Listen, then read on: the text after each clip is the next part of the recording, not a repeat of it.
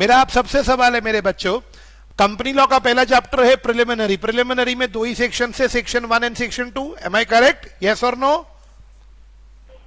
Yes sir. Preliminary में दो ही सेक्शन हैं, section 1 and 2।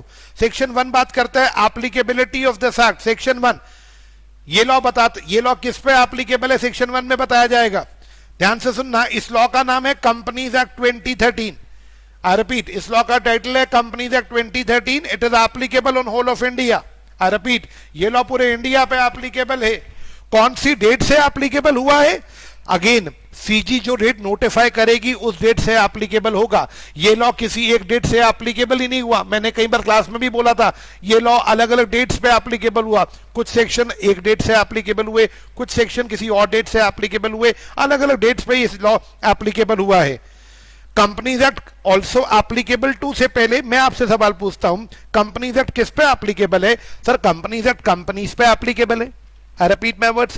Companies Act is applicable on companies. Yes, I repeat. Companies Act is applicable on companies. But मेरा doubt,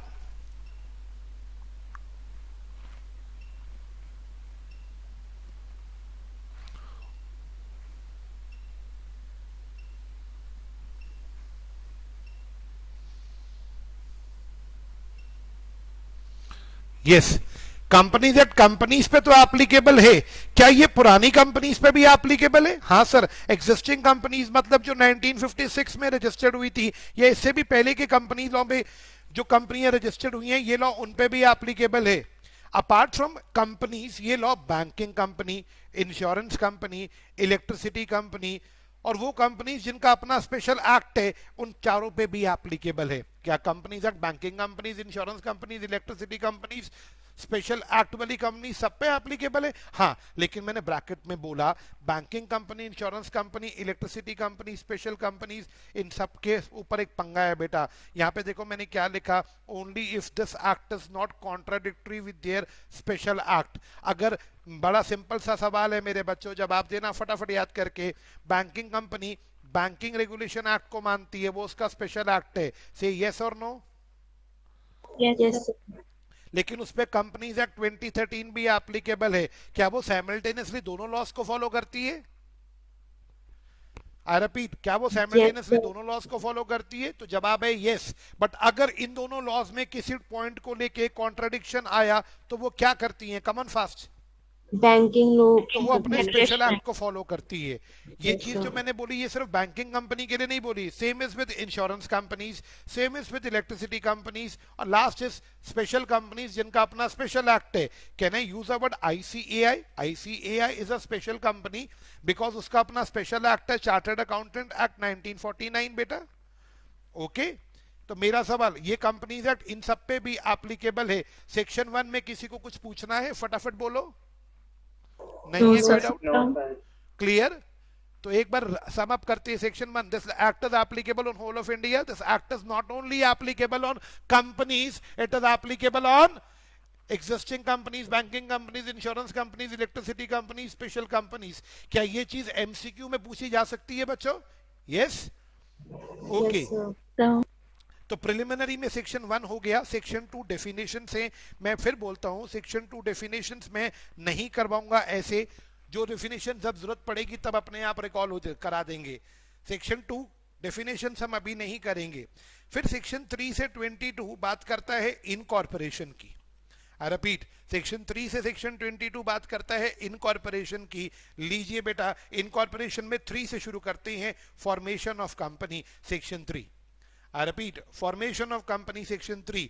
सब बच्चे याद करो, 3 में पहली बात क्या बोली थी? हम कंपनी फॉर्म कर सकते हैं किसी भी लॉफुल पर्पस के लिए। किसी को बात याद आया? कंपनी इलीगल पर्पस के लिए नहीं बनानी अलाउड, किसी भी लीगल पर्पस के लिए मैं कंपनी बना सकता हूं। सेक्शन 3 कहता है अब 3 तरह की कंपनी फॉर्म कर सकते हो। प्राइवेट कंपनी अगर आप 2 या उससे ज्यादा लोग हो, पब्लिक कंपनी अगर आप 7 या उससे ज्यादा हो, और अगर आप अकेले हो तो आप 1 पर्सन कंपनी फॉर्म कर लो। तो आप 3 तरह की कंपनी फॉर्म कर सकते हो किसी भी लॉफुल पर्पस के लिए। आप जब कंपनी फॉर्म करोगे तो ये भी डिसाइड करना कि आपको शेयर होल्डर्स की लायबिलिटी लिमिटेड रखनी है या अनलिमिटेड रखनी है।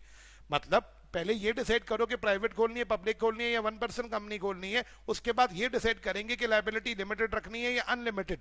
लिमिटेड में बेटा याद करो हमारे पास दोनों ऑप्शन है, लिमिटेड बाय शेयर और दूसरा ऑप्शन लिमिटेड बाय गारंटी। मेरा डाउट, गौरव मेरी आवाज आ रही हो बच्चे? गौरव, गौरव याद है लिमिटेड बाय शेयर और लिमिटेड बाय गारंटी क्या थे? ये भूल गया? याद है सर। थोड़ा ऊंचा बोल। याद है सर। क्या था limited by share? Come on fast, थोड़ा जल्दी यार, थोड़ा जोश में रहो यार, रिवीजन सर कर रहे हैं, मतलब क्लास थोड़ी ना चल रही है। लिमिटेड बाय शेयर क्या थी?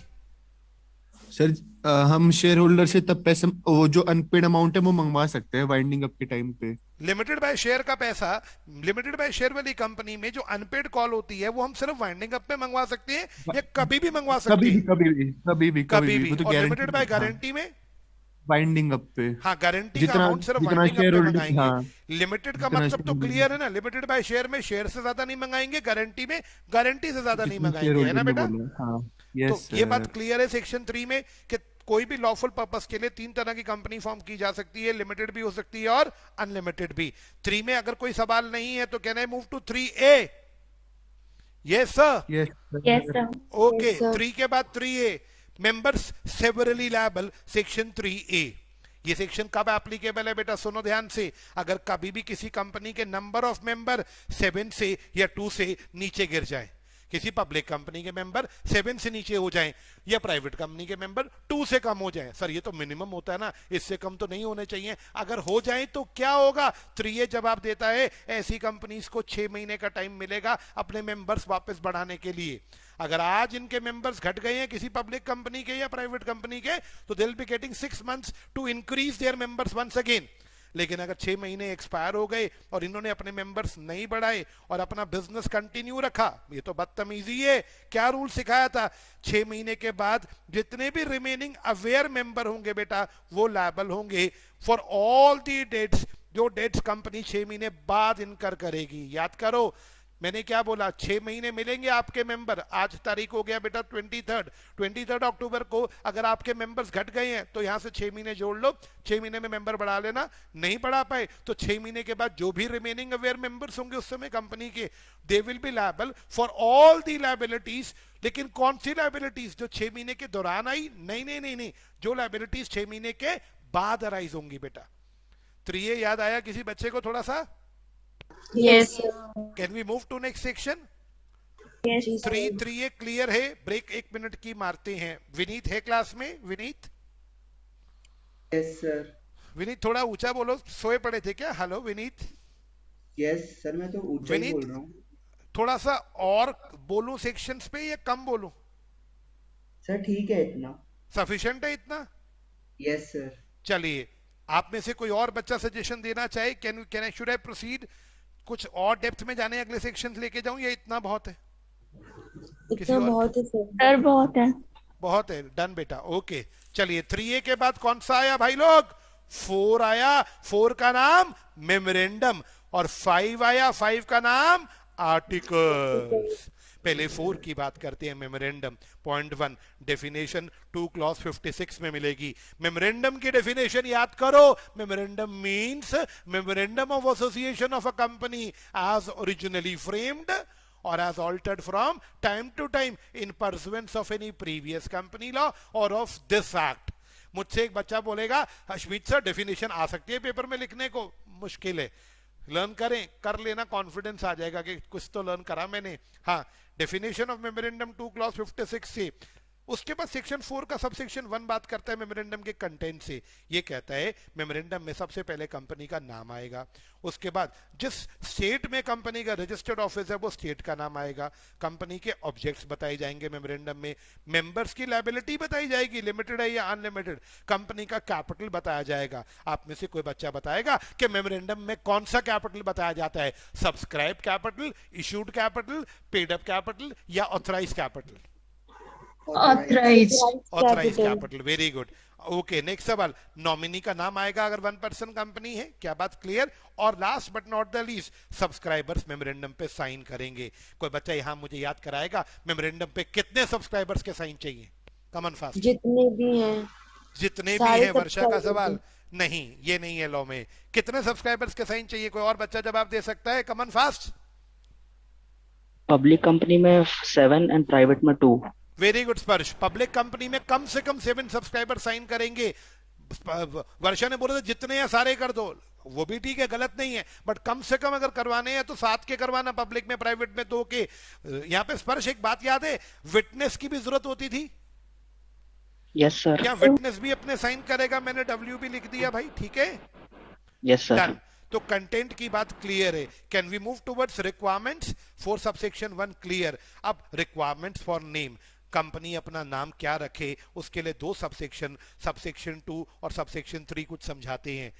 बेटा मेरा डाउट, सबसेक्शन 2 और सबसेक्शन 3 क्या बोलते हैं? सबसे पहली बात, आप कुछ भी नाम रखिएगा लेकिन आपका नाम आइडेंटिकल नहीं होना चाहिए, ना ही क्लोजली रिजेंबल करना चाहिए। किससे? किसी भी एग्जिस्टिंग कंपनी के नाम से।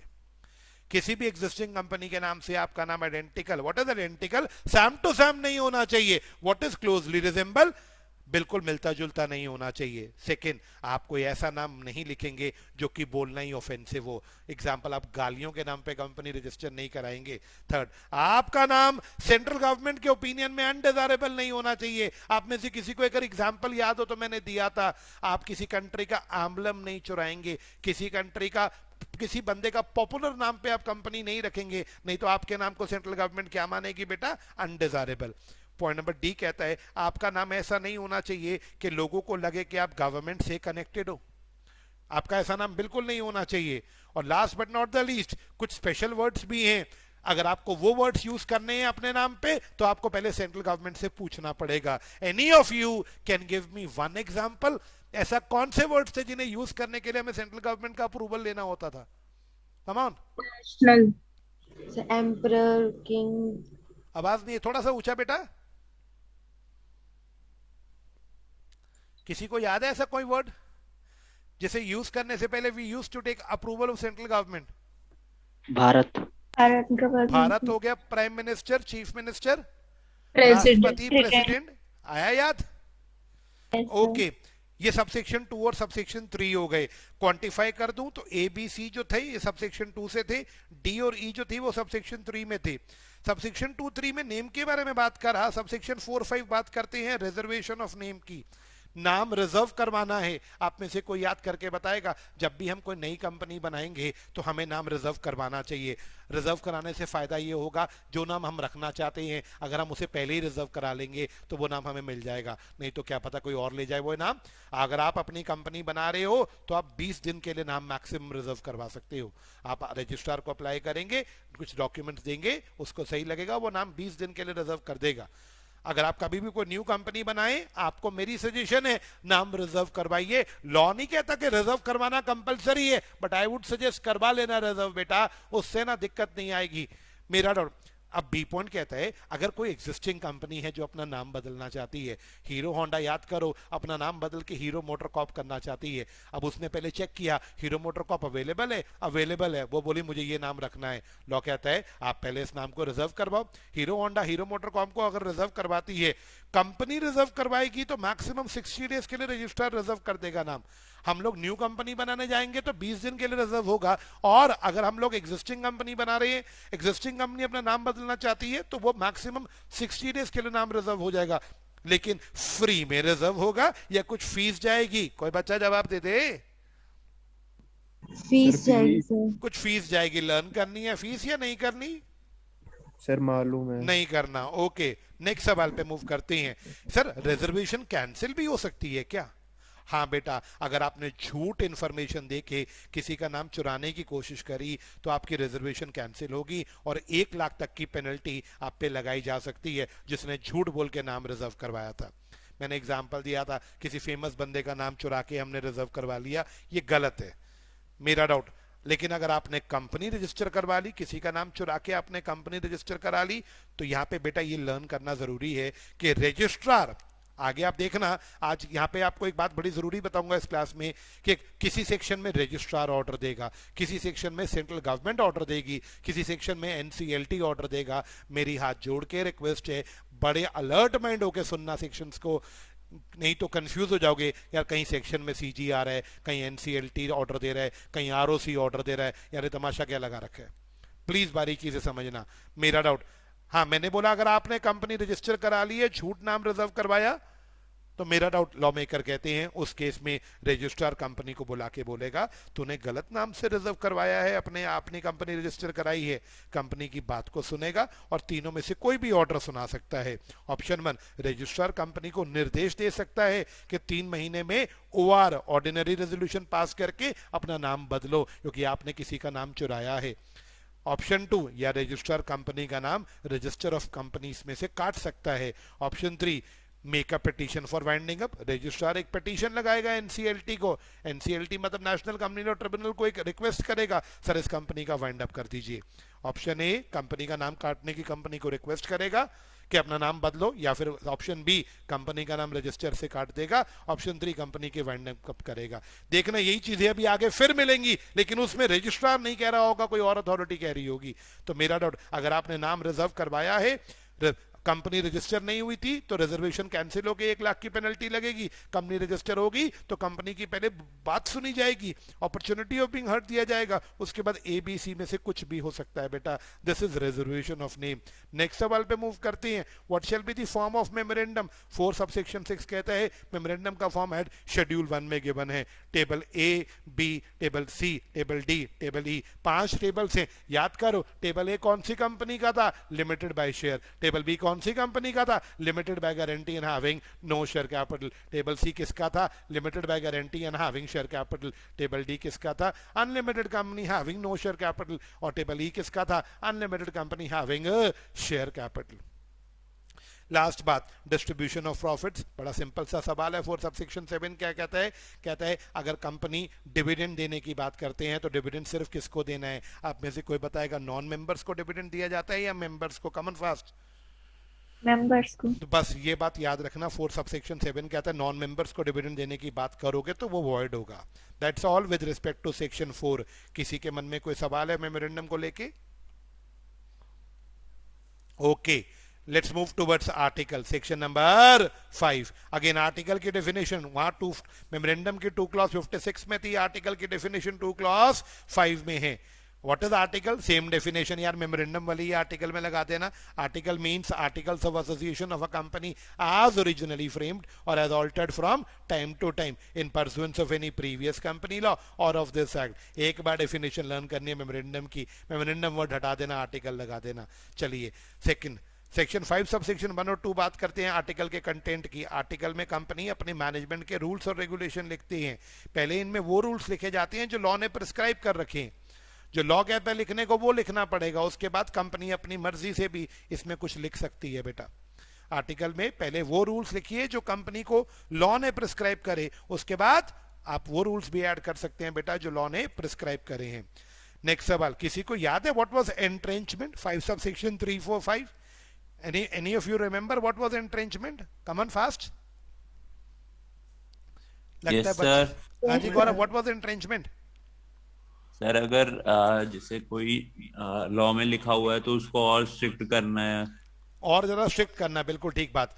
आर्टिकल में contain provision for entrenchment. Entrenchment करना कोई जबरदस्ती नहीं है, लॉ का एक ऑप्शन है। आप कोई कंपनी चाहे तो एंट्रेंच कर सकती है। एंट्रेंच का मतलब होता है आप चाहो तो ऑल्ट्रेशन ऑफ आर्टिकल को स्पेशल रेजोल्यूशन से भी ज्यादा डिफिकल्ट बना सकते हो। किसी को याद है स्पेशल रेजोल्यूशन का फॉर्मूला था फेवर वाला वोट अगेंस्ट वाले वोट से 3 गुना ज्यादा या इक्वल हो। क्या मैं ठीक बोल रहा हूं बेटा? बताना जरा बोर्ड पे देख के। एसआर के लिए फेवर वाला वोट अगेंस्ट वाले वोट से 3 गुना ज्यादा या इक्वल हो। क्या कोई कंपनी आर्टिकल की ऑल्ट्रेशन इससे भी ज्यादा डिफिकल्ट बनाना चाहे तो बना सकती है? जी सर, उसको एंट्रेंचमेंट बोलते हैं। ऐसा करने के लिए या तो आप स्टार्टिंग में कर लेना, आप स्टार्टिंग में बोल देना कि जी हमारा आर्टिकल का ऑल्ट्रेशन के ये पॉइंट्स एंट्रेंच है। अगर आप स्टार्टिंग में नहीं बोलते तो बाद में आपको प्राइवेट कंपनी के केस में 100% मेंबर से पूछना पड़ेगा क्या हम एंट्रेंच कर सकते हैं। पब्लिक कंपनी में शेयर होल्डर से एसआर पास करवाना पड़ेगा। और जब भी एंट्रेंच करोगे आरओसी को जरूर इंटीमेट करना कि हमने आर्टिकल की ये वाला पॉइंट एंट्रेंच कर दिया, मतलब ये पॉइंट अब इजीली ऑल्टर नहीं होगा। इसके लिए थोड़ी और कंडीशन मुश्किल है। मुश्किल कोई भी कंडीशन आप बना सकते हो, 90% का अप्रूवल मिलेगा तभी ये ऑल्टर होगा। तो एंट्रेंचमेंट के 4 पॉइंट्स हैं, इनको अच्छे से लर्न करना है। सबसेक्शन 3, सबसेक्शन 4, 5 इन चारों पॉइंट्स की बात करते हैं। आर्टिकल का फॉर्मेट कैसा रहेगा बेटा? शेड्यूल 1 के again table FGHIJ, I repeat table FGHIJ, ये 5 कंपनीज है, अभी मैंने मेमोरेंडम में बोला था वही 5 कंपनीज आर्टिकल्स में भी आ जाएंगी। सबसेक्शन 6 ने फॉर्म ऑफ आर्टिकल की बात करी, उसके बाद 7 और 8 बात करते हैं मॉडल आर्टिकल के। बेटा ये जो टेबल्स है ना, टेबल FGHIJ, इनमें जो आर्टिकल्स का फॉर्मेट है वो पूरा मॉडल है। कंपनी चाहे तो इसको पूरा अडॉप्ट कर सकती है टेबल एफ में जो लिखा है, अगर कंपनी चाहे तो पूरा या कुछ प्रोविजंस अडॉप्ट कर सकती है टेबल्स के। अगर कंपनी अडॉप्ट नहीं करती, कंपनी बदलती भी नहीं है, कंपनी एक्सक्लूड भी नहीं करती। किसी को याद है रूल क्या था? कमन फास्ट मॉडल आर्टिकल में कॉल्स इन एडवांस का पॉइंट है, मैंने उसको ना तो अपने आर्टिकल्स में इंक्लूड कराना, एक्सक्लूड कराना, मॉडिफाई किया तो क्या होगा? कोई बच्चा याद करके बताएगा? सर भाई जो मॉडल आर्टिकल किसी में को वही याद है? same होगा। हाँ जी विनीत, क्या कह रहे हो? सर जो फिर मॉडल आर्टिकल में गिवन है ना, वही सेम टू सेम होगा। यस उस केस में अगर आपने कुछ भी नहीं करा तो जो मॉडल आर्टिकल में लिखा है वही आपको फॉलो करना पड़ेगा, यही बोला ना बेटा? Yes Yes, sir. तो मेरा डाउट तो वो वाला बात आपको फॉलो करना पड़ेगा। ये पॉइंट आपका फिनिश हो गया बेटा। अब मेरा ना एक सवाल, पॉइंट नंबर 6 आपको सिर्फ एक छोटी सी बात बोलता है सब सेक्शन 9 में। हाँ जी, I repeat, section not to affect articles under previous law. जो कंपनीज ने पुराने आर्टिकल्स बना रखे हैं 1956 के अकॉर्डिंग, ये सेक्शन उन्हें छेड़ेगा नहीं। ये सेक्शन आगे से लगेगा जो न्यू कंपनीज बनेंगी 2013 में। जो कंपनी 1956 में या उससे पुरानी बनी है, उनका जो भी आर्टिकल है वो वैसे ही चलता रहे, उसे नहीं छेड़ेगा ये। तो मेरा सवाल, सेक्शन 5 आपके सामने है, किसी चीज पे एलैबोरेट एक्सप्लेनेशन और चाहिए तो बेटा आप बोल सकते हो, नहीं तो I will proceed towards next section. I repeat, किसी को कुछ और पूछना है यहाँ पे? कमन फास्ट नहीं है लगता है, डाउट। मैं फिर बोल रहा हूं, कहीं पे कुछ एलैबोरेटेडली चाहिए हो तो बता देना। 4-5 हो गया मेमोरेंडम 4 आर्टिकल 5। 6 बात करता है act to override memorandum and articles. Come on fast 6 की बात करिए, क्या ये एक्ट मेमोरेंडम आर्टिकल से बड़ी है या मेमोरेंडम आर्टिकल बड़े हैं? बड़ा सिंपल सा बात है साहब, प्रैक्टिकली स्पीकिंग ये एक्ट ओवरराइड करेगी मेमोरेंडम को, आर्टिकल को, शेयर होल्डर्स के रेजोल्यूशंस को और बोर्ड के रेजोल्यूशन को। मतलब अगर मेमोरेंडम में, आर्टिकल में या शेयर होल्डर्स ने या बोर्ड ने कोई भी ऐसी बात बोली जो इस एक्ट के साथ कॉन्ट्राडिक्टरी है तो एक्ट ओवर रूल कर जाएगी, एक्ट की मानी जाएगी, मेमोरेंडम आर्टिकल की या शेयर होल्डर्स की नहीं मानी जाएगी। कौन बड़ा है? मेमोरेंडम आर्टिकल बड़े हैं या एक्ट बड़ा है? एक्ट बड़ा है। लेकिन आप तो वो बच्चे बैठे जिन्होंने पूरा एक्ट पढ़ लिया। आप मुझे बताओ बेटा, मैंने क्या बोला, किसकी सुनोगे? मेमोरेंडम आर्टिकल की सुनोगे या एक्ट की सुनोगे? कमन फास्ट एक्ट की। बट क्या कुछ एक्सेप्शंस हैं जहां पे एक्ट खुद कह देती है कि मुझे मत फॉलो करो, जो आर्टिकल्स में लिखा है उसको फॉलो करो? किसी को ऐसी कोई एक्सेप्शन याद है? कमन फास्ट एक्सेप्शन थी? डॉक्ट्रिन्स थी। नहीं। किसी को याद है कोरम? कोरम में क्या लिखा है एक्ट के अंदर? एक्ट में क्या लिखा है कोरम में? एक्ट में सिंपल सी बात लिखी है कि भैया प्राइवेट कंपनी का कोरम कितने लोगों का है? 2 लोगों का। पब्लिक कंपनी का कोरम 5 का। क्या एक्ट में आगे ये भी लिखा है कि आर्टिकल्स चाहे तो इस लिमिट को बढ़ा सकते हैं? Yes sir. किसी को बात याद आई बेटा? हाँ जी, ओके क्लास। अब मेरा डाउट, सेक्शन 6 के बाद section 7 registration of company, section 7 मुझे जवाब चाहिए। हमें कंपनी रजिस्टर करानी है, सब सेक्शन 1 कहते हैं कौन कौन से डॉक्यूमेंट्स लगेंगे। सबसे पहले मेमोरेंडम और आर्टिकल लगेगा। मेमोरेंडम और आर्टिकल पे सारे सब्सक्राइबर्स के साइन होने चाहिए, जो सिखाया था अभी पीछे। उसके बाद 2 डिक्लेरेशन लगेंगे। पहला डिक्लेरेशन जिसपे कंपनी का फर्स्ट डायरेक्टर साइन करेगा, साथ में सीए, सीएस या सीए में साइन करेगा और लिख के देगा कि इस लॉ में जो भी फॉर्मेलिटीज हैं कंपनी रजिस्टर करने की, हमने वो सारी फॉर्मेलिटीज पूरी कर ली हैं। रिपीट, डिक्लेरेशन कौन देगा? फर्स्ट डायरेक्टर देगा, जिसका नाम आर्टिकल में मेंशन होगा। साथ में सीए या सीएस या सीएम में जो भी कंपनी बनाने में हमारी हेल्प कर रहा है वो देगा लिख के। क्या लिख के देगा? कि कंपनी बनाने की जो भी फॉर्मेलिटीज हैं हमने सारी फॉर्मेलिटीज पूरी कर ली हैं। उसके बाद एक डिक्लेरेशन बेटा और लगेगा। अब की बार जो डिक्लेरेशन लगेगा वो सब्सक्राइबर्स और फर्स्ट डायरेक्टर्स को देना होगा। उन्हें डिक्लेरेशन देना होगा कि पिछले 5 साल में कंपनी लॉ में उन्हें कभी कन्विक्शन नहीं हुई, व्हाट इज कन्विक्शन? वो कभी भी पिछले 5 साल में दोषी करार नहीं दिए गए कंपनी लॉ में। किसी को याद आया? पिछले 5 साल का ट्रैक रिकॉर्ड बिल्कुल साफ होना चाहिए, हर सब्सक्राइबर का और फर्स्ट डायरेक्टर का, सबको डिक्लेरेशन देना है, सारे सब्सक्राइबर्स को, पब्लिक कंपनी में 7, प्राइवेट में 2 को, साथ में फर्स्ट डायरेक्टर जिसका नाम आर्टिकल में मेंशन है उसको भी डिक्लेरेशन देना है कि जी पिछले 5 साल में मुझे कोई कन्विक्शन नहीं हुई कंपनी लॉ में, मैं कहीं दोषी ठहराया नहीं गया किसी भी कंपनी लॉ के किसी भी सेक्शन में, मेरा ट्रैक रिकॉर्ड बिल्कुल साफ है। 2 डिक्लेरेशन के बाद एक कॉरेस्पॉन्डेंस एड्रेस देना होगा। कॉरेस्पॉन्डेंस एड्रेस इसलिए दिया जाता है बेटा क्योंकि अभी कंपनी रजिस्टर नहीं हुई, कंपनी का अपना तो कोई रजिस्टर एड्रेस है ही नहीं। साथ में सब्सक्राइबर्स के सारी डिटेल, पर्टिकुलर्स ऑफ सब्सक्राइबर याद करो बेटा, क्या मतलब था पर्टिकुलर्स ऑफ सब्सक्राइबर्स का? सब्सक्राइबर्स का नाम, एड्रेस, सारा डिटेल। उसके बाद कंपनी के फर्स्ट डायरेक्टर का सारा डिटेल, पहले सब्सक्राइबर्स का सारा डिटेल, उसके बाद फर्स्ट डायरेक्टर का सारा डिटेल, डायरेक्टर का नाम, एड्रेस, उसका डिन नंबर, उसके बाद लास्ट में हमारे फर्स्ट डायरेक्टर का इंटरेस्ट। पर्टिकुलर्स ऑफ इंटरेस्ट का मतलब हमारे फर्स्ट डायरेक्टर हो सकता है और भी किसी कंपनी के डायरेक्टर हो, किसी पार्टनरशिप फर्म के पार्टनर हो, उन्हें बताना पड़ेगा कि वो और कहां कहां पे इन्वॉल्व है, साथ में उनको कंसेंट देना पड़ेगा कि वो हमारी कंपनी के डायरेक्टर बनने को तैयार हैं। सबसेक्शन 1 ने मुझे 7 डॉक्यूमेंट्स बताए मेरे बच्चों। Document number 1 memorandum and article, एक डिक्लेरेशन जाएगा, फिर से एक डिक्लेरेशन जाएगा, कच्चा एड्रेस जाएगा, सब्सक्राइबर्स और डायरेक्टर्स का पर्टिकुलर्स जाएगा और लास्ट में डायरेक्टर्स के इंटरेस्ट का पर्टिकुलर जाएगा। सबसेक्शन 1 के बाद सबसेक्शन 2 और 3 बोलते हैं डॉक्यूमेंट्स दे दो आरओसी को, साथ में फीस भर दो भाई। आरओसी अगर सेटिस्फाई हुआ आपके डॉक्यूमेंट से तो वह आपकी कंपनी को रजिस्टर कर देगा बेटा, सीओआई इशू कर देगा। What is COI? वो आपको सीओआई इशू कर देगा। कोई बता तो दो what is COI? Certificate of incorporation. क्या साथ में सिन नंबर भी दे देगा? Yes sir. What is CIN number? Corporate identity number. Very good बेटा, ये सबसेक्शन 2 और 3 बोल गए। सबसेक्शन 4 बोलता है ये सारे डॉक्यूमेंट्स की एक कॉपी आपको लाइफ टाइम संभाल के रखनी है अपने रजिस्टर्ड ऑफिस पे। ये सातों डॉक्यूमेंट्स जो आपने सबसेक्शन 1 में जमा कराए हैं रजिस्ट्रार के पास, इनकी एक copy you have to keep life long, सारी जिंदगी आपको इनको अपने रजिस्टर्ड ऑफिस पर संभाल के रखना है। डन। सबसेक्शन उसके बाद हमने ये बात कर ली सबसेक्शन 4 में।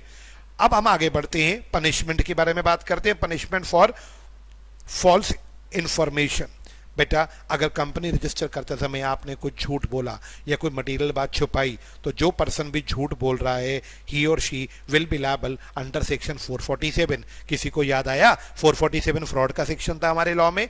अगर आप रजिस्ट्रेशन कराते समय कुछ झूठ बोलते हो, कोई बड़ी बात छुपाते हो, तो जो भी ये गलत काम कर रहे हैं साहब, ही और she will be liable under section 447।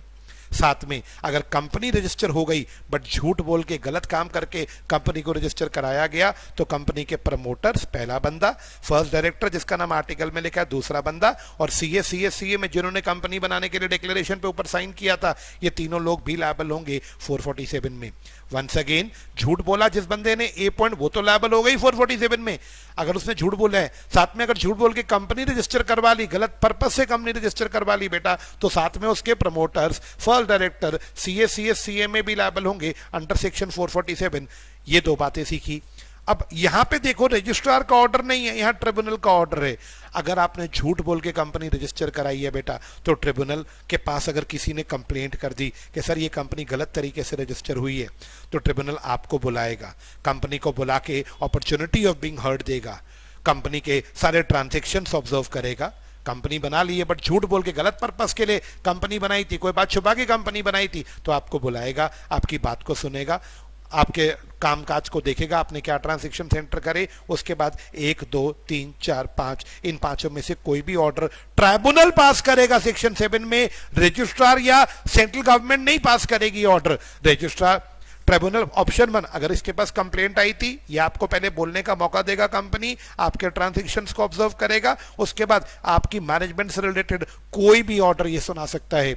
हो सकता है आपके डायरेक्टर्स चेंज कर दे, या फिर ये आपके मेंबर्स की लायबिलिटी अनलिमिटेड कर सकता है अगर इसको लगता है कि मेंबर्स गलत थे, या फिर मेरा डाउट ये कंपनी का वाइंडिंग अप ऑर्डर कर सकता है बेटा, या फिर ये कंपनी का नाम रजिस्टर से रिमूव कर सकता है।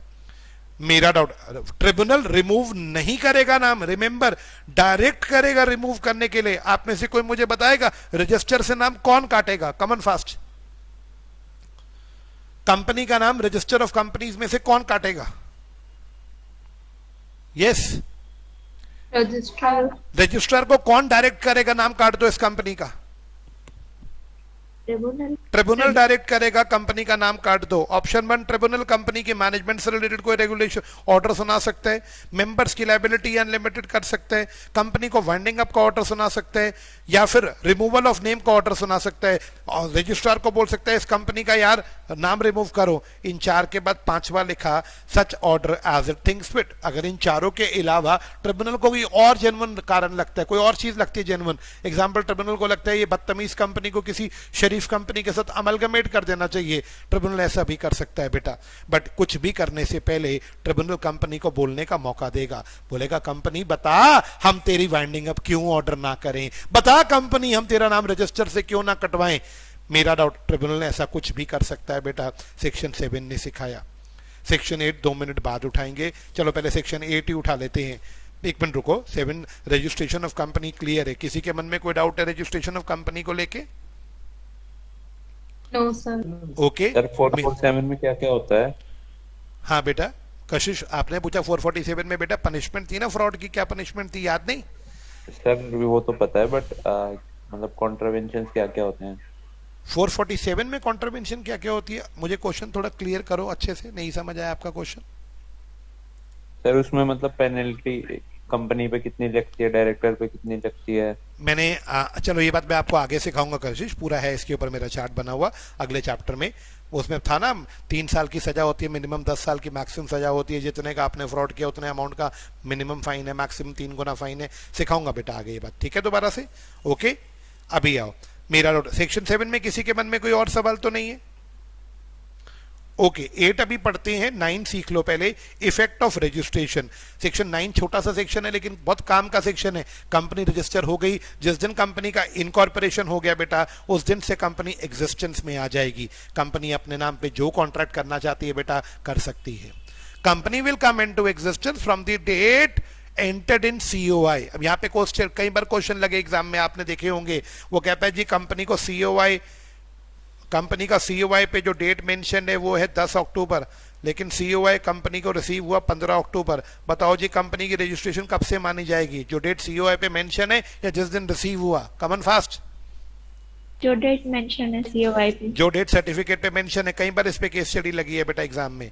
कंपनी जो तेरे डेट ऑफ इनकॉर्पोरेशन सर्टिफिकेट पे मेंशन है उस दिन से तू एग्जिस्टेंस में आ गई, तो कोई भी कॉन्ट्रैक्ट अपने नाम पे कर सकती है, असेट्स खरीद सकती है, लायबिलिटी इनकर कर सकती है, तो जो करना चाहे कर सकती है once you get incorporated. Section 9 ने सिखाया। 8 अभी मैंने नहीं पढ़ाया, 9 के बाद 10 आया, effect of memorandum comma article. Section 10, section 10 बोलता है मेमोरेंडम और आर्टिकल कंपनी और मेंबर को एक दूसरे के प्रति बाइंड करते हैं। मतलब अगर कोई मेंबर मेमोरेंडम या आर्टिकल को नहीं फॉलो करता तो कंपनी अपने मेंबर पे स्यू कर सकती है कि तू मेमोरेंडम आर्टिकल फॉलो क्यों नहीं कर रहा। अगर कोई कंपनी मेमोरेंडम आर्टिकल फॉलो नहीं कर सकती तो मेंबर उस पर केस कर सकता है।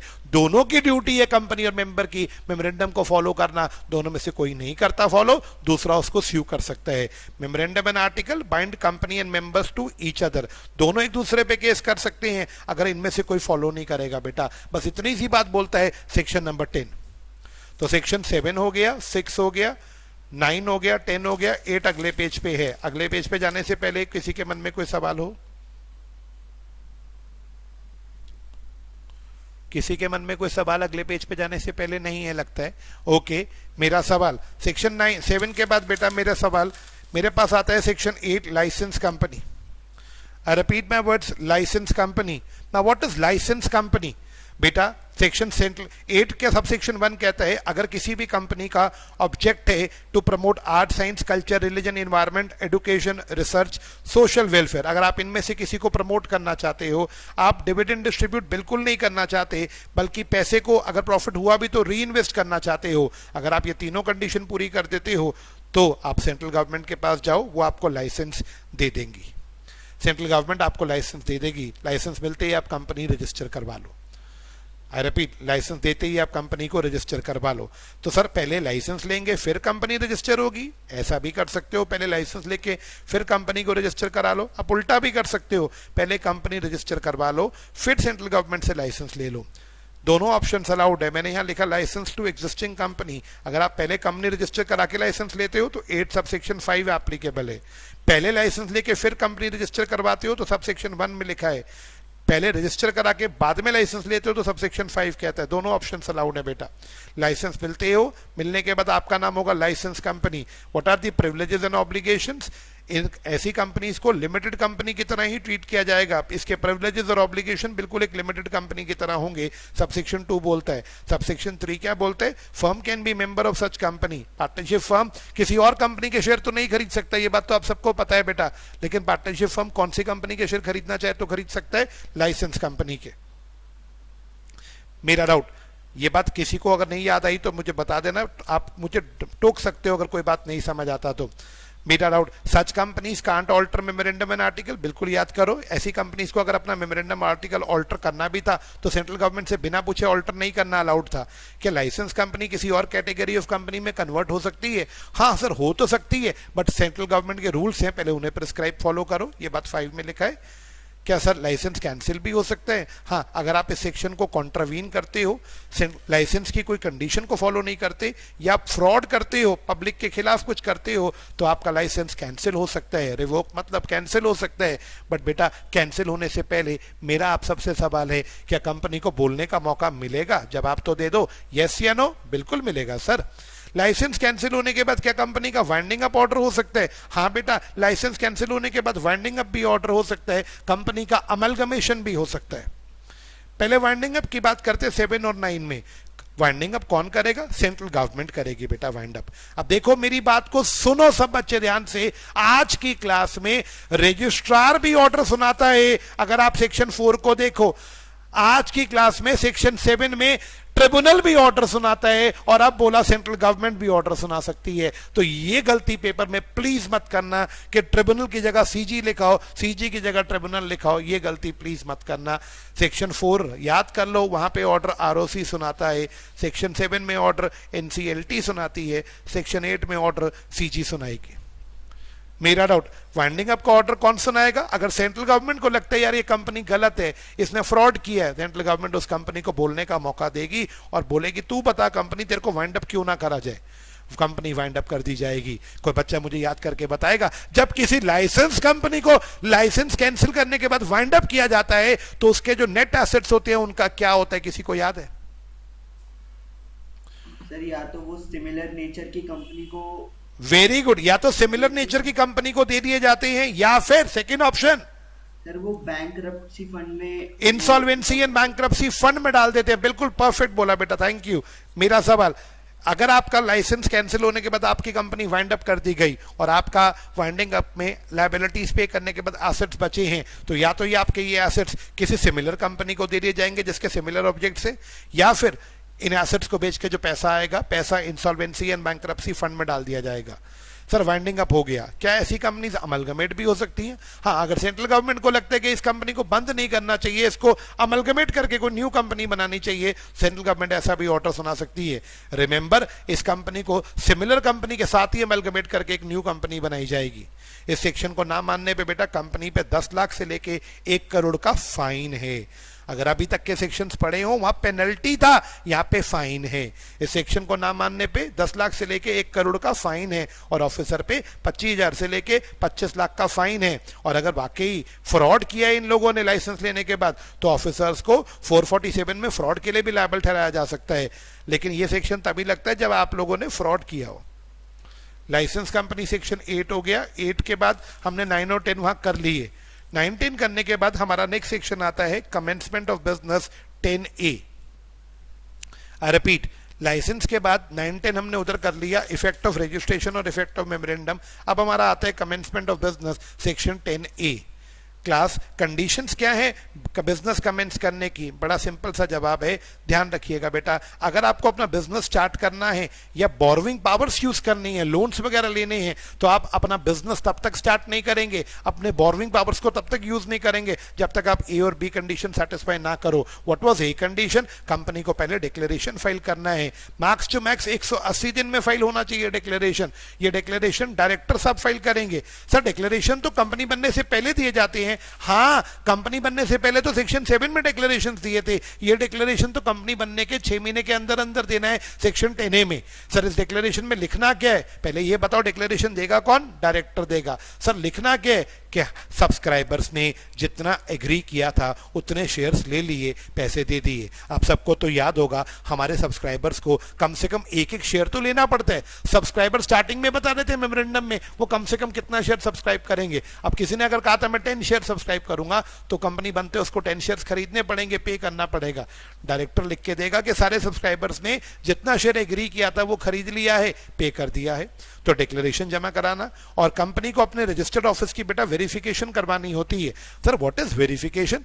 बेटा आप रजिस्टर्ड ऑफिस कंपनी बनने के 30 दिन के अंदर अंदर खोलते हो, ये मैंडेटरी है। हर कंपनी को अपना रजिस्टर्ड ऑफिस इनकॉर्पोरेशन के 30 डेज में खोलना होता है और उसके बाद उस रजिस्टर्ड ऑफिस के बारे में रजिस्ट्रार को इन्फॉर्म करना होता है। अगर आपने रजिस्ट्रार को वेरीफाई करवा लिया कि सर मेरा रजिस्टर्ड ऑफिस खुल गया है और डिक्लेरेशन जमा करा दिया, ये दोनों कंडीशन पूरी कर दी, अब कंपनी अपना बिजनेस स्टार्ट कर सकती है। बेटा बोरोइंग पावर्स यूज कर सकती है। देखो मैंने क्या बोला, company having share capital shall not commence its business. आप अपना बिजनेस स्टार्ट नहीं करेंगे, ना ही बोरोइंग पावर्स यूज करेंगे जब तक आप सेक्शन 10A सब सेक्शन 1 को कंप्लाई नहीं करते। बेटा सेक्शन की पनिशमेंट सुन लो, अगर आप इस सेक्शन को नहीं फॉलो करते और आपने बिजनेस स्टार्ट कर दिया, ये तो गलत बात है। कंपनी पे बेटा 50,000 की पेनल्टी है और ऑफिसर जिसने गलती करी उस पर रोज की बेटा 1,000 की पेनल्टी है, मैक्सिमम उस पर 1 लाख की पेनल्टी लगेगा अगर वो सेक्शन फॉलो नहीं करते। मेरा डाउट, क्या कंपनी का नाम रजिस्टर से कट सकते हैं? हाँ सर, रजिस्टर कब काटेगा? पॉइंट ए, सेक्शन फॉलो नहीं कर रही कोई कंपनी, रजिस्ट्रार को लगता है कंपनी ने सेक्शन फॉलो नहीं करा और उसने जाके चेक करा कंपनी अपना बिजनेस कुछ भी नहीं कर रही, मतलब कंपनी बना के रखी हुई है, ना सेक्शन फॉलो कर रहे हो ना कुछ कर रहे हो, तो आरओसी ऐसी कंपनीज का नाम काट देगा। बेटा अगर आप कोई बिजनेस नहीं करना चाहते तो आप सबने सीखा है कि हम अपनी कंपनी को डोरमेंट बना सकते हैं, याद है किसी को ये बात? बिल्कुल याद करो, अगर आप कोई बिजनेस नहीं करना चाहते कंपनी बना के तो फिलहाल डोरमेंट बन जाओ, बट ये तो मत करो ना कि आप बिजनेस नहीं कर रहे, चुपचाप बैठे हुए हो और आप इस सेक्शन को फॉलो भी नहीं कर रहे। ऐसे केसेस में तो रजिस्ट्रार नाम काट देगा कंपनी का 10A के हिसाब से। अगर 10A में कोई डाउट है तो जरूर पूछो, नहीं तो मेरे साथ आगे प्रोसीड करो। यस, मेरा doubt registered address, registered address section 10A के बाद 11 आपको याद होगा मैंने बोला था 11 डिलीटेड है। सर कहां से डिलीटेड है? कोर्स में से डिलीटेड है? नहीं, लॉ से डिलीटेड है। 11 डिलीटेड है, उसकी जगह 10A आया था। तो मेरा डाउट, चलिए अब रजिस्टर्ड एड्रेस आ गया। हर कंपनी का रजिस्टर्ड एड्रेस होना चाहिए, कितने दिनों में? 30 डेज में। रजिस्टर्ड एड्रेस लेते ही बेटा आपको 30 डेज ऑफ इनकॉर्पोरेशन में ही उस रजिस्टर्ड एड्रेस की वेरिफिकेशन करवानी है, उस रजिस्टर्ड एड्रेस के बारे में आरओसी को इन्फॉर्म करना है। सर कितने दिनों में? इनकॉर्पोरेशन के 30 दिन में ही एड्रेस रजिस्टर्ड ऑफिस खोलना है और उन्हीं 30 दिनों में आपको उसकी वेरिफिकेशन भी करवानी है। सब सेक्शन 2 बोलता है। पब्लिकेशन का सब सेक्शन 3 है जो कहता है कंपनी का नाम और एड्रेस कंपनी के सारे ऑफिसर्स के बाहर होना चाहिए। कंपनी का नाम, address, CIN number, telephone number, email, website, fax number company के सारे ऑफिशियल डॉक्यूमेंट्स पे होना चाहिए। कंपनी का नाम अगर कॉमन सील है तो उस पर खुदा हुआ होना चाहिए और कंपनी का नाम, कंपनी अगर कोई हुंडीज वगैरह इशू करती है जो नेगोशिएबल में पड़ा है उस पर भी होना चाहिए। यदि कोई कंपनी अपना नाम चेंज करती है बेटा तो रूल याद करो, आपको नए नाम के नीचे पुराना नाम कम से कम 2 साल तक तो लिखना पड़ेगा ताकि लोगों को याद रहे कि इस कंपनी का नाम बदला है। 1% कंपनी को 1% कंपनी जात से एक प्राइवेट कंपनी होती है, उसको ब्रैकेट में बताना पड़ता है नाम के नीचे Ashmeet Singh private limited is a 1% company, तो मुझे नाम के नीचे ब्रैकेट में ओपीसी लिखना पड़ेगा। जब भी कभी रजिस्टर एड्रेस चेंज करोगे बेटा तो रजिस्ट्रार को 30 डेज में इन्फॉर्म कर देना कि हमने अपना एड्रेस चेंज किया है। सर क्या हम 1 सिटी टू अनदर सिटी में जा सकते हैं रजिस्टर्ड ऑफिस लेके? ऑफ कोर्स जा सकते हैं, कोई प्रॉब्लम नहीं है, बट उसके लिए एक एसआर पास करना पड़ेगा और रजिस्ट्रार को इन्फॉर्म करना पड़ेगा कि हमने सिटी बदल दी है रजिस्टर्ड ऑफिस की। सर लेकिन अगर आप एक आरओसी के एरिया से निकल के दूसरे आरओसी के एरिया में जा रहे हो तो एसआर के साथ साथ आपको आरडी का अप्रूवल भी लेना पड़ेगा। पहले एसआर पास करवाओ। अगर आप एक आरओसी के एरिया से निकल के, याद है किसी को कौन से ऐसे 2 स्टेट्स थे जहां 2 आरओसी मिलते हैं? कोई बच्चा बता सकते हैं? महाराष्ट्र और तमिलनाडु। तो क्या ऐसा हो सकता है कि महाराष्ट्र में मुंबई आरओसी से निकल के पुणे एरिया आरओसी के एरिया में आ रहे हैं, या फिर तमिलनाडु में चेन्नई आरओसी के एरिया से निकल के कोयम्बतूर आरओसी के एरिया में जा रहे हैं? ऐसे केसेस में एसआर पास करके किसका अप्रूवल लेना पड़ेगा? RD. What was the full form of RD बेटा? Regional director. आरओसी से बड़ा होता है या छोटा होता है ये? बड़ा होता है। ये सीनियर टू आरओसी इसका अप्रूवल चाहिए। सब सेक्शन 6 और 7 है बेटा। आरडी का अप्रूवल आरडी आपको 30 डेज में दे देगा। आप आरडी को अप्लाई तो करिए, वो 30 डेज में यस या नो कर देगा। आरडी अप्रूवल कंपनी को 30 दिन में देगा। कंपनी आरओसी के पास जाएगी 60 डेज के अंदर अंदर और उसको आरडी का अप्रूवल लेटर दिखा देगी जाके। आरओसी चेक करके अगले 30 दिन में कंपनी को अप्रूव कर देगा, रजिस्टर कर देगा कि ठीक है कंपनी आपका चेंज वैलिड है। मेरा 30 60 30 को अच्छे से याद रखना, गेम बना लो 30 60 30। आरडी 30 दिन में कंफर्म करेगा, कंपनी अगले 60 दिन में आरओसी के पास जाएगी और last but not the least ROC अगले 30 दिन में कंपनी को रजिस्टर कर देगा। रजिस्टर एड्रेस सेक्शन नहीं फॉलो करने पे कंपनी और ऑफिसर दोनों पे सेम पेनल्टी है बेटा, 1000 रुपया पर डे। लेकिन मैक्सिमम पेनल्टी 1 लाख तक जा सकती है। अगेन इस सेक्शन में सेम पेनल्टी है। और क्या रजिस्ट्रार नाम काट भी सकता है कंपनी का? हाँ सर, अगर उसको लगता है कंपनी कोई बिजनेस नहीं कर रही, वो कंपनी के यहाँ विजिट करेगा और लगता है सेक्शन फॉलो भी नहीं कर रही कंपनी, बिजनेस भी नहीं कर रही, तो कंपनी का नाम रजिस्टर से बेटा काट सकता है। अरे भैया मैं बार बार बोल रहा हूँ, बिजनेस नहीं करना तो थोड़ी सी फीस देके कंपनी को डोरमेंट बना लो 5 साल के लिए। क्या बदतमीजी कर रहे हो? जब बिजनेस नहीं करना तो कंपनी बना के मत रखो, वो चेक करने आ जाएगा और अगर उसे दिखा आप सेक्शन फॉलो नहीं कर रहे, बिजनेस नहीं कर रहे, कंपनी को उठा के रजिस्टर से नाम काट देगा कंपनी का। सेक्शन 12 के बाद सेक्शन 13, सेक्शन 13 12 के बाद 15 17 अभी नहीं करेंगे, 12 के बाद 13 पे आते हैं। 12 के बाद 13 पे आते हैं ऑल्ट्रेशन ऑफ मेमोरेंडम। सेक्शन कौन सा है बेटा? Alteration of memorandum section 13। Memorandum की ऑल्ट्रेशन 13 में है, नीचे आर्टिकल की ऑल्ट्रेशन सेक्शन 14 में है। मेमोरेंडम की ऑल्ट्रेशन बेटा 13 में है, आर्टिकल की ऑल्ट्रेशन 14 में है।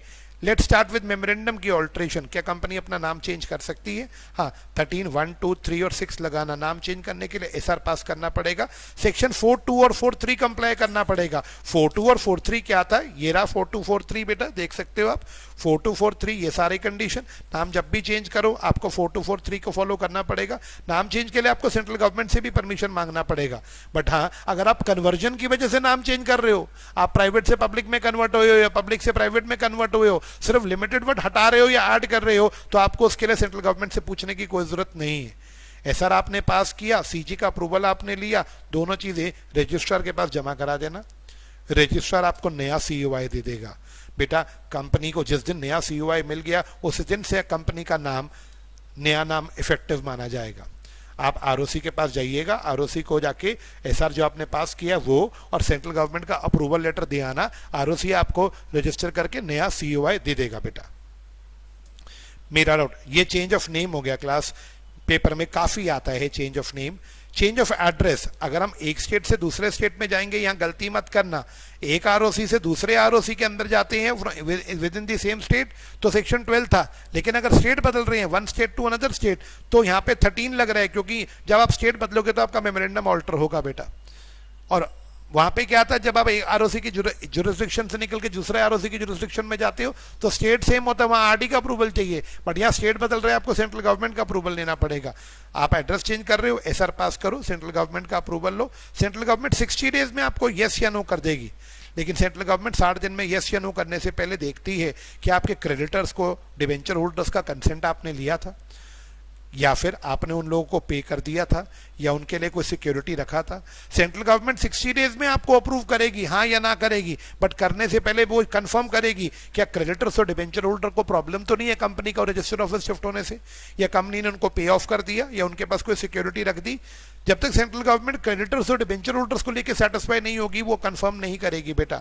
एक बार सेंट्रल गवर्नमेंट ने अप्रूवल दे दिया बेटा, तो मेरा एसआर आपने पास किया था, एसआर तो आरओसी के पास फाइल कर देना। सेंट्रल गवर्नमेंट ने भी अगर आपको अप्रूवल दे दिया तो सेंट्रल गवर्नमेंट का अप्रूवल भी बेटा फाइल कर देना। सेंट्रल गवर्नमेंट का अप्रूवल दोनों आरओसी के पास फाइल करना। सिर्फ एक यहाँ पे है जो कह रहे हैं दोनों आरओसी के पास फाइल करना, इसके अलावा किसी सेक्शन में नहीं लिखा कभी कि 2 आरओसी के पास जाना। सेंट्रल गवर्नमेंट ने अगर एड्रेस चेंज करने के लिए आपको अप्रूवल दे दिया कि ठीक है आप पंजाब से हरियाणा चले जाओ, तो उसका अप्रूवल लेटर आपको दोनों आरओसी के पास जमा कराना है, पंजाब आरओसी के पास भी, हरियाणा आरओसी के पास भी। बेटा जो नया आरओसी होगा जहां आप जा रहे होगे वो आपको नया सीओआई देगा। मैं फिर बोल रहा हूं, दोनों आरओसी के पास सीजी का अप्रूवल लेटर जमा कराने के बाद सिर्फ change of address sub section 456 में ही बोली गई है। सर अगर ऑब्जेक्ट्स चेंज करने हो, वाह भाई वाह, कंपनी का कपड़े का बिजनेस है, 500 करोड़ रुपए मार्केट से उठाया था कपड़े के नाम पे, लेकिन 400 करोड़ कपड़े में यूज कर लिया, 100 करोड़ सोच रही है टेक्सटाइल में लगा दो, कोई दिक्कत नहीं है, एसआर पास करवा दो, न्यूज़पेपर में एडवर्टीजमेंट दे दो, एक अंग्रेजी में और एक वर्नाकुलर अखबार में, साथ में वेबसाइट पे भी डाल दो कि हम अपना ऑब्जेक्ट चेंज कर रहे हैं और रीजन बताना चेंज क्यों कर रहे हो।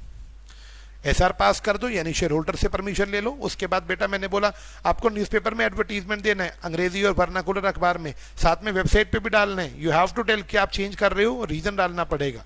याद है किसी को? कुछ डिसेंटिंग शेयर होल्डर हो सकते हैं जो एसआर के अगेंस्ट बोलते हैं, जो कहते हैं हमारे को नहीं मतलब, हम ऑब्जेक्ट चेंज नहीं होने देंगे। ऐसे शेयर होल्डर को बेटा एग्जिट ऑफर दी जाएगी। इन्हें एग्जिट ऑफर कौन देगा?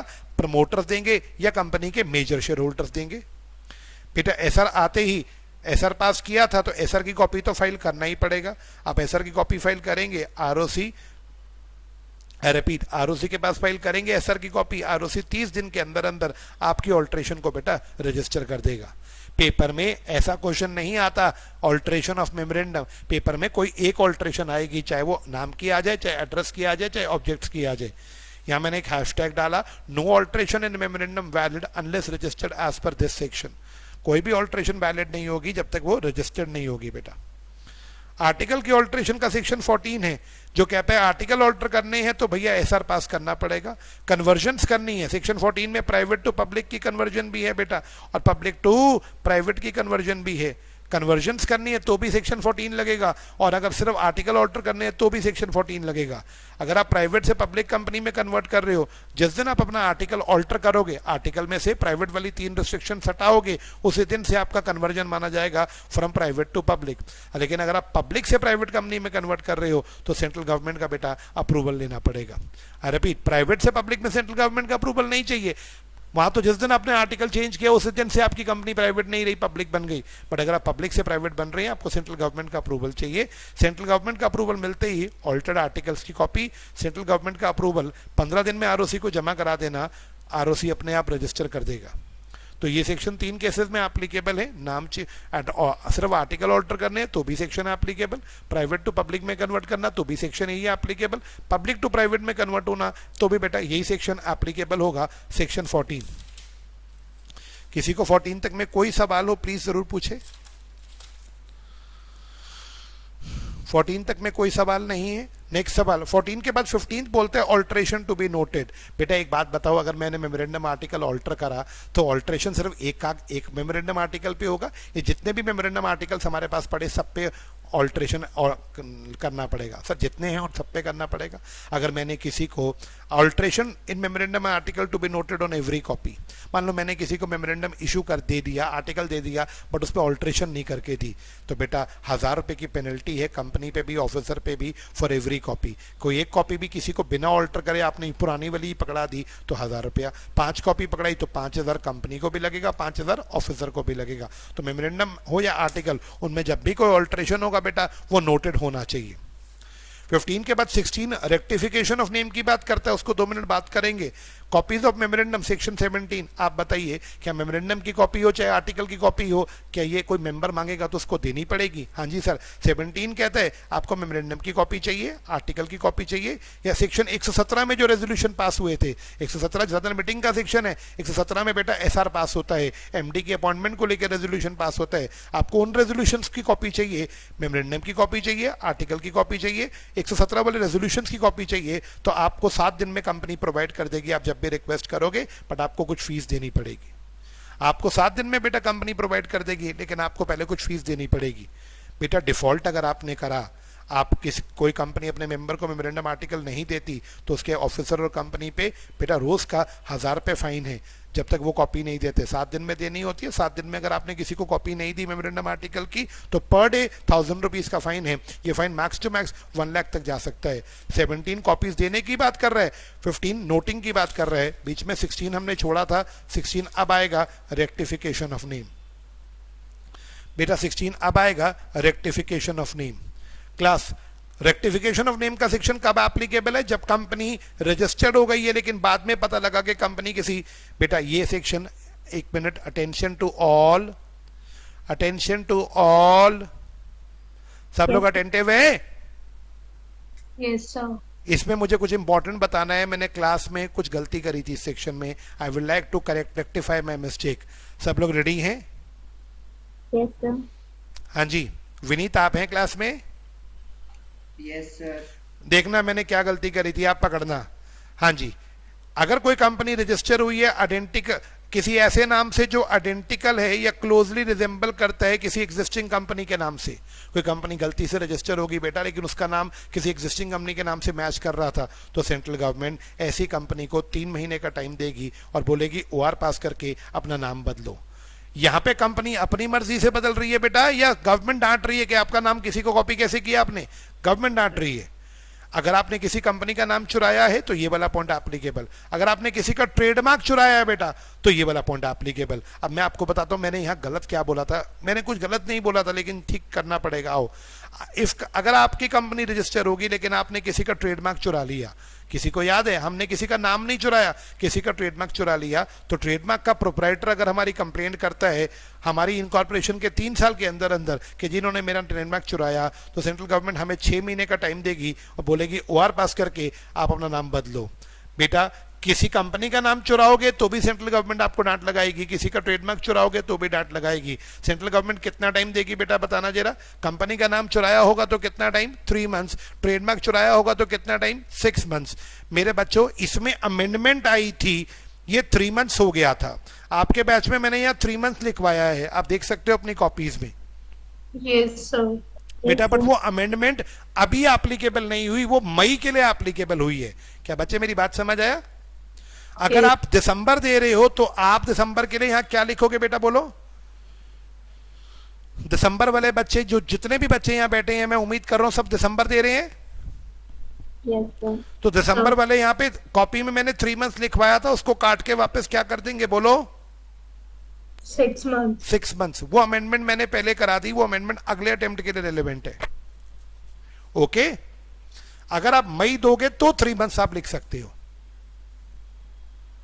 ओके, यहां पे एक बात और थी। हाँ जी, आपको अगर सेंट्रल गवर्नमेंट ने डांट लगाई है तो आप प्लीज सेंट्रल गवर्नमेंट के कहने पे नाम बदलो। जब भी नाम बदलोगे ROC को बता देना, ROC अपने आप चेंजेस कर देगा। सेंट्रल गवर्नमेंट के कहने पे जब भी नाम बदलोगे रजिस्ट्रार को बता देना। अगर आप नाम नहीं बदलते तो बेटा मेरा नाम ना बदलने पे, सेंट्रल गवर्नमेंट के कहने पे नाम नहीं बदलते तो कंपनी पे 1000 रुपया पर डे फाइन है और ऑफिसर पे 5000 से लेके 1 लाख का फाइन है। अब अटेंशन, यहां भी मैंने कुछ और बोला था। किसी बच्चे को याद है मैंने क्या बोला था? अगर आप सेंट्रल गवर्नमेंट की बात नहीं मानते तो किसी को याद है? सर नहीं। यहाँ बोला था कि सेंट्रल गवर्नमेंट अपने आप नाम चेंज कर बदल देगी। बेटा वो अमेंडमेंट भी दिसंबर के लिए नहीं है, मैंने पहले करवा दी। वो भी कब के लिए है? मई के लिए। मई के लिए। उसको काट दो विनीत, सब बच्चे उस पॉइंट को काट दो। पॉइंट नंबर कौन सा है विनीत बता दो तो अब सब लोगों को पता लग जाएगा। 16(3) है। 16 सबसेक्शन 3 पॉइंट देख लो बच्चों, वहां पे था कि अगर आप सेंट्रल गवर्नमेंट की बात नहीं मानते तो सेंट्रल गवर्नमेंट खुद ही आपका नाम बदल देगी। लास्ट पॉइंट था ना ये इसका, इसको काट दो, उसकी जगह ये फाइन लिख लो। सेक्शन ना मानने पे कंपनी पे 1000 रुपया पर डे फाइन है और ऑफिसर पे 5000 से लेके 1 लाख का फाइन है। Is it okay? उसको काट दो। 9 दिसंबर वाले बच्चे उसको काट दो। मैंने वो पहले करवा दी अमेंडमेंट, लेकिन वो डेट जब मैंने चेक करा वो डेट तो आगे की थी, वो तो अगले अटेम्प्ट के लिए रिलेवेंट है। सर ऑफिसर पे मतलब क्या बोलते हैं, पर डे की नहीं है? नहीं, ऑफिसर पे पर डे नहीं है बेटा, 5000 से लेके 1 लाख है। ओके, गलत, निश्चित ये गलत है, ऐसा नहीं होना चाहिए, इसलिए ये अमेंडमेंट हटा दी गई है, डिलीट कर दिया गया ये पॉइंट है ना। हाँ जी सर। अगले अटेम्प्ट के लिए डिलीटेड है ये। ओके, चलिए मेरा डाउट 16 तो हो गया रेक्टिफिकेशन ऑफ नेम का मेरे बच्चों। 17 अभी हम पिछली स्लाइड पे करके आए हैं जिसमें बोला था कि जब भी मेमोरेंडम आर्टिकल की कोई कॉपी मांगेगा मेंबर तो 7 दिन में उसको दे देना। 17 वहां हो गया। Will move towards 18th, conversion of companies. क्या कंपनीज अपने आप को किसी कैटेगरी से किसी में भी कन्वर्ट कर सकती है? हाँ, कोई भी एक क्लास ऑफ कंपनी अपने आप को दूसरी क्लास ऑफ कंपनी में कन्वर्ट कर सकती है। लिमिटेड कंपनी अनलिमिटेड बन सकती है बेटा, अनलिमिटेड कंपनी लिमिटेड बन सकती है मेमोरेंडम आर्टिकल ऑल्टर करके। लेकिन इसके लिए आप रजिस्ट्रार के पास जाएंगे, उसको चेक करवाएंगे। अगर उसको लगेगा कि हाँ भाई लिमिटेड कंपनी अनलिमिटेड बनना चाह रही है तो इसने सारी फॉर्मेलिटीज वो पूरी कर दी हैं, या अनलिमिटेड कंपनी लिमिटेड बनने जा रही है इसने वो सारी फॉर्मेलिटीज पूरी कर दी हैं, तो वो आपका पुराना रजिस्ट्रेशन बेटा कैंसिल करके आपको नया रजिस्ट्रेशन दे देगा। He'll cancel your old registration and he'll give you a new registration.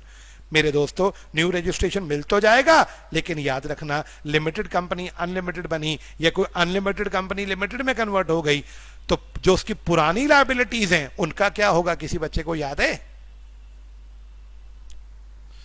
पुरानी लायबिलिटीज पे कोई फर्क नहीं पड़ेगा। जो मतलब डेट ऑफ कन्वर्जन से पहले की जो लायबिलिटीज हैं अनलिमिटेड है तो वो अनलिमिटेड ही रहेंगी।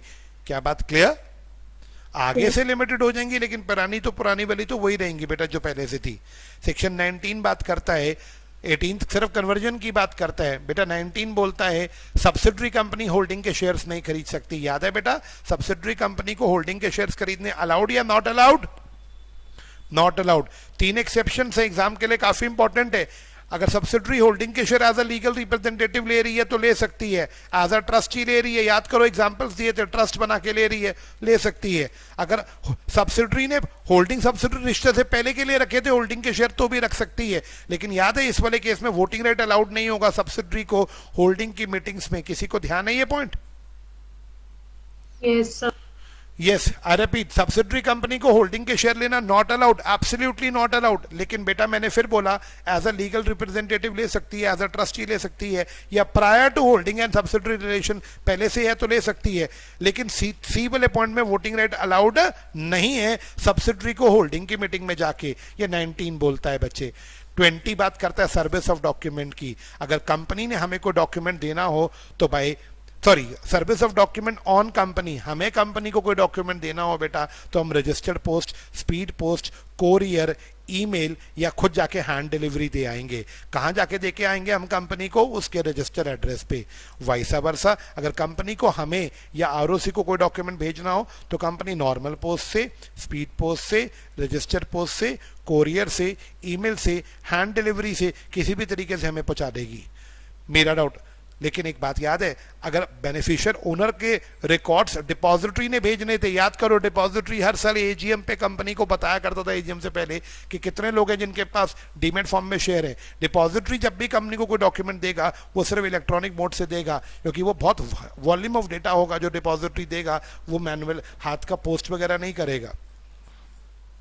अगर किसी मेंबर ने किसी स्पेशल मोड के लिए बेटा फीस पे करी है, मान लो कोई मेंबर पेपर में क्वेश्चन आया था कि जी कंपनी बाय पोस्ट भेजती है, एक मेंबर कहता है जी मेरे घर पोस्ट नहीं पहुंच सकता, मुझे फैक्स कर दो, लॉ कहता है उस केस में मेंबर ने स्पेशल फैक्स की रिक्वेस्ट करी, ही विल हैव टू पे दी फीस।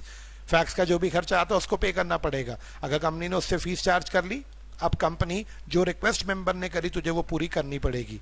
सर्विस ऑफ डॉक्यूमेंट के बाद बेटा सेक्शन 21 बात करता है, हाँ जी आई रिपीट, और सेक्शन 20 के बाद 21 और 22 साइनिंग की बात करते हैं। पहले मैं 21 की बात करता हूं। कोई भी डॉक्यूमेंट, कोई भी प्रोसीडिंग, कोई भी कॉन्ट्रैक्ट जिस पे कंपनी के साइन चाहिए वहां पे साइन या तो केएमपी करेगा, कोई बच्चा फुल फॉर्म बताएगा केएमपी की, कमन फास्ट? की मैनेजरियल पर्सन करेगा, या फिर और कौन करेगा बेटा बताओ? या कोई और एम्प्लॉय ऑफिसर करेगा जिसको बोर्ड ऑफ डायरेक्टर्स अथॉरिटी देंगे साइन करने की। यस, किसी भी कागज पे, किसी भी प्रोसीडिंग पे, किसी भी कॉन्ट्रैक्ट पे ये लोग साइन करेंगे। लेकिन बिल्स कौन बनाएगा कंपनी के बिहाफ पे? हुंडीज कौन बनाएगा? बिल्स और हुंडीज कंपनी में कौन बनाएगा, कौन एक्सेप्ट करेगा, कौन एंडोर्स करेगा? जिस पर्सन के पास बेटा अथॉरिटी होगा। अथॉरिटी कैसे दिया जाएगा? कंपनी में अथॉरिटी कॉमन सील लगा के राइटिंग में दिया जाएगा कि भाई तेरे पास अथॉरिटी है, तू कंपनी के बिल्स और हुंडीज बनाएगा, एंडोर्स करेगा या एक्सेप्ट करेगा। अथॉरिटी राइटिंग में दिया जाएगा कॉमन सील लगा के, या 2 डायरेक्टर्स के साइन करा के, या 1 डायरेक्टर और सीएस के साइन करा के। अथॉरिटी जिस बंदे को दिया जाएगा वो कंपनी के लिए बेटा promissory note, bills of exchange और हुंडीज बनाएगा, एंडोर्स करेगा, एक्सेप्ट करेगा। विद दिस 22 हमारा कौन सा टॉपिक बेटा फिनिश हो गया? कमन फास्ट। इनकॉर्पोरेशन। इनकॉर्पोरेशन को मैं यहाँ पे रोक देता हूँ बेटा। अगर आपको इनकॉर्पोरेशन समझ आया तो इनकॉर्पोरेशन के बाद हमारा नेक्स्ट टॉपिक जो अब होगा वो कौन सा होगा बेटा बताइएगा?